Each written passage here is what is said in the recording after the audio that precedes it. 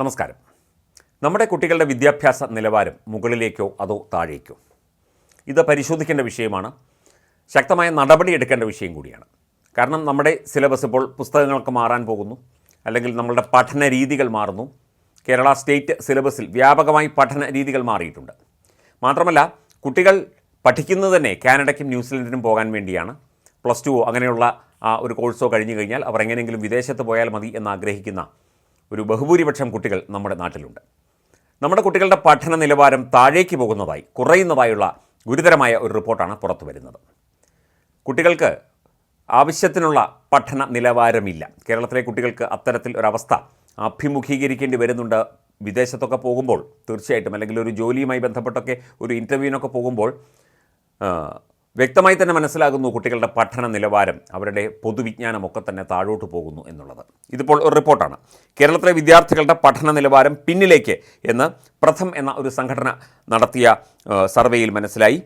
Annual status of education report എന്ന ഒരു റിപ്പോർട്ടാണ് അവർ തയ്യാറാക്കിയത്. 2017ലെയും 2023ലെയും റിപ്പോർട്ടുകൾ പരിശോധിച്ചാൽ പ്രാദേശിക ഭാഷയിലെ പോലും 2ാം ക്ലാസ് നിലവാരമുള്ള പാഠഭാഗങ്ങൾ വായിക്കാനുള്ള അറിവ്, അതുപോലെ കണക്ക് കൂട്ടാനുള്ള അറിവ്, നീളമളക്കാനുള്ള ശേഷി തുടങ്ങിയ മാനദണ്ഡങ്ങളിൽ മികവ് തെളിയിച്ചവരുടെ എണ്ണത്തിൽ വ്യാപകമായി കുറവുണ്ടായി എന്നാണ് പരാതി വരുന്നത്.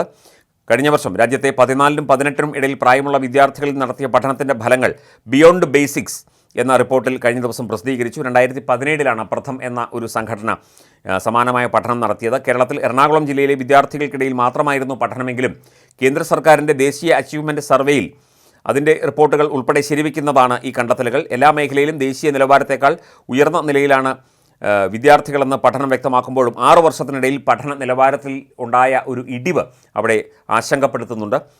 പ്രാദേശിക ഭാഷയിലെ പാഠഭാഗം വായിക്കാൻ അറിയാവുന്ന കുട്ടികൾ കേരളത്തിൽ ഇക്കുറി 85.8%, 93% ഉണ്ടായിരുന്നതിൽ നിന്നാണ് ഈ കുറവ് വന്നത് എന്നാണ് പ്രഥമിൻ്റെ റിപ്പോർട്ടിൽ ചൂണ്ടിക്കാട്ടുന്നത്. ഹരണം, അതായത് കണക്ക് കൂട്ടാനും ഹരിക്കാനും ഗുണിക്കാനുമൊക്കെ അറിയാവുന്ന കുട്ടികളുടെ എണ്ണം 67.1 ആയിരുന്നത് ഇപ്പോൾ 56.9 കുറഞ്ഞിട്ടുണ്ട്. ഇംഗ്ലീഷ് വാചകം വായിക്കാൻ അറിയാവുന്നവരുടെ കാര്യത്തിൽ കാര്യമായ മാറ്റമുണ്ടായില്ല. അതുപോലെ 14 മുതൽ 18 വരെ പ്രായക്കാരിൽ സ്കൂൾ കോളേജ് തലത്തിൽ പഠനം മുടങ്ങുന്നവർ 2017ൽ 1.4% ഇക്കുറി അത് 6.6% കൂടിയിട്ടുണ്ട് എന്നുള്ളതാണ്. അതായത് ആകെ നോക്കുമ്പോൾ പഠന നിലവാരത്തിൽ വലിയ ഇടിവ് സംഭവിച്ചിരിക്കുന്നു. കേരളത്തിലെ കുട്ടികളിൽ വിദ്യാഭ്യാസ നിലവാര തകർച്ചയുണ്ടായിരിക്കുന്നു.